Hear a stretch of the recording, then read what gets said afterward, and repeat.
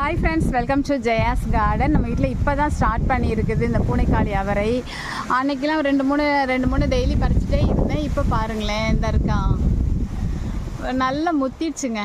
So இதை பறிக்க போகிறதில்ல, ஒரு 3 விதை இருக்கும்னு நினைக்கிறேன். சரி, நல்லா காஞ்சதுக்கப்புறம் பறிச்சுக்கலான்னு முடிவு பண்ணிட்டேன் ஃப்ரெண்ட்ஸ். ஏன்னா நம்ம பார்க்கலாம்,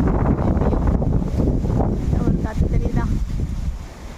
ஆமாம், இனி நல்லா முத்துனதுக்கப்புறம் 2 விதை எடுத்து வச்சுக்கலாம். நமக்கு விதை தேவை தானேங்க. ஏன்னா இந்த கொடிக்காய்களை நம்ப முடியாது, திடீர்னு பட்டு போயிடுவாங்க. அப்போ நம்ம அதுக்கு முன்னாடி விதை எடுத்து வச்சுக்கணும். ஸோ இதில் ஒரு 3 விதை இருக்குது, அதை எடுத்து வச்சிட்டோம்னாக்க நம்ம அது காஞ்சி போனால் கூட அடுத்து போட்டுக்கலாம் இல்லையா? எப்போவுமே விதை சேகரித்தலில் ரொம்ப கவனமாக இருக்கணுங்க. ஏன்னா போன முறை எனக்கு அது ஒரு அனுபவம். ஒரு 9 வகை வெண்டை போட்டிருந்தேன். ஆனால் சிவப்பு வெண்டை மட்டும்தான் விதையை எடுத்து வச்சுருந்தேன். அதுவுமே இப்போ எல்லாருக்கும் கொடுத்து எனக்கு சிவப்பு வெண்டை இல்லாமல் போயிடுச்சு. ஸோ விதையே எதுக்குமே இல்லாமல் போயிடுச்சுங்க. விதை சேகரித்தல் தான் மாடி தோட்டத்தில் ரொம்ப முக்கியமான பகுதி.